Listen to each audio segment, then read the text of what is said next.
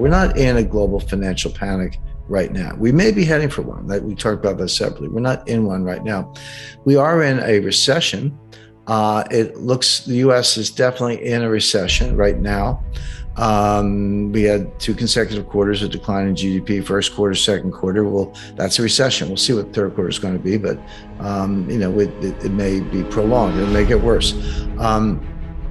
Europe is in a recession, based on the latest data.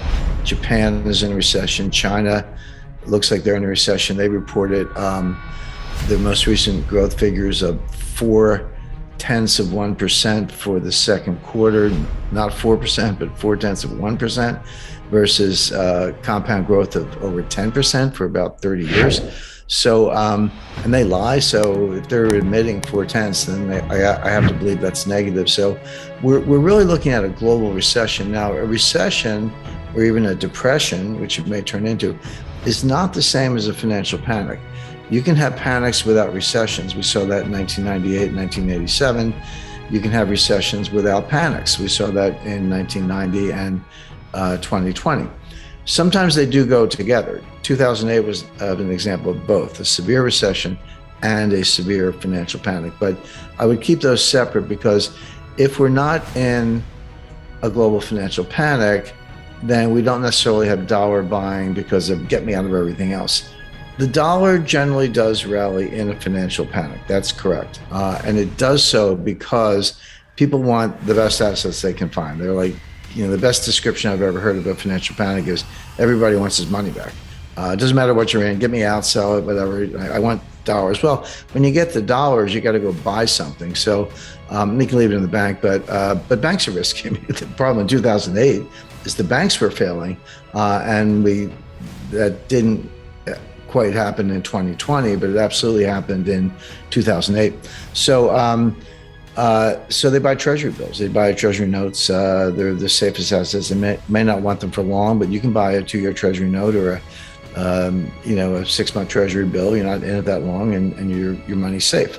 So there is a demand for dollars somewhere around the world to buy that really good collateral because it looks like a safe haven relative to everything else that's falling apart. That's not exactly what's going on today, but it's related. But we are in a recession. Now, the recession should damp down the inflation. It hasn't yet. Inflation's high. There's no question about it. We see it in the data. You see it at the gas pump. You see it at the store. But that may trend a lot lower very quickly, but not for good reasons.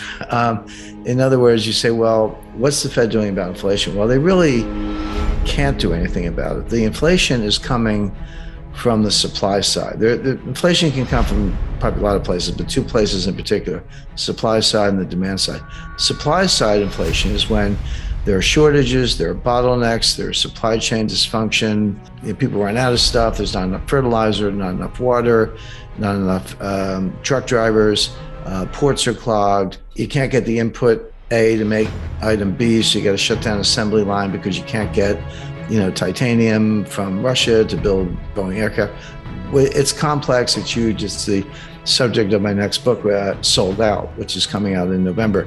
But supply chains are breaking down in many different respects. And prices go up as a result. But the other kind of inflation is called cost push inflation. The other kind of inflation is demand pull inflation. This is when consumers change their behavior. They get it in their heads like, hey, prices are going up, they're getting out of control, I better go out and buy that thing, And this is what we lived through in the 1970s, and I remember very well. If you were going to buy a refrigerator, a new car, a dishwasher, whatever, you'd say to yourself, I better go buy it today, because if I wait 3 months, it's going to be higher, or 6 months, it's going to be a lot higher. So of course, that just pulls demand forward, and creates excess demand relative to supply, and then prices do go up, and it feeds on itself. Next thing you know, bosses are handing out raises because of inflation, people just spend more, etc. So the Fed can do something about demand pull inflation. They can destroy demand by raising interest rates, raising mortgage rates, credit card rates, and everything else. They can't do anything about supply inflation, the supply chain inflation, cost push inflation. They can't do anything about it. The Fed doesn't drill for oil. The Fed doesn't drive a truck. The Fed doesn't run a cargo line. The Fed doesn't mine, titanium in Russia. They can't do anything about any of those things. So, then you get into, is it really inflation? Well, inflation means prices are going up, but if they're going up for that reason, two things are true. One, the Fed can't do anything about it. Two, it will probably run its own course in the sense that, if prices go higher, there's going to be a lot less discretionary income. You still got to put gas in your car and you still got to put food on the table. If those two things have doubled in price, and they have, then you have that much less left over for everything else. You'll say, well, I'm going to skip the vacation, skip the concert, skip the restaurant, skip a lot of things, new furniture, whatever. I'm not going to buy any of those things because all my money is going to buy gas and food.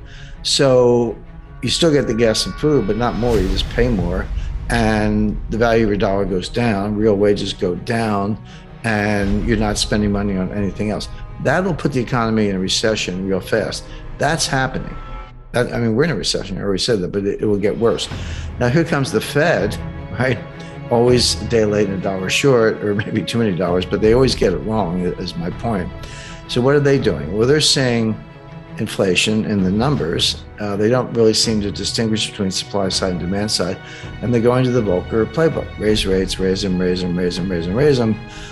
That can get inflation under control, but only at the cost of a much worse recession, higher unemployment, business failures, people out of work. I say, who cares what the price of gas is if you're sitting home unemployed?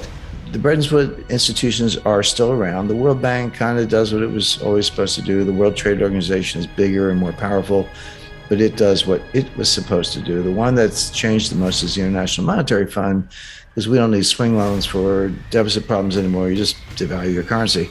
But they do make loans, usually that are highly political, highly selective, and they do kind of work around the edges of global financial crises, but that really falls back on the Fed and the other central banks. So we're still in an age of Bretton Woods, but we're not in an age of gold. Bretton Woods pegged all currencies to the US dollar. And then the US dollar was pegged to gold at $35 an ounce. Now, by extension, or transitive law, if you want to use some sixth grade math, you were kind of pegged to gold because you were pegged to the dollar and the dollar was pegged to gold. But technically, you were pegged to the dollar.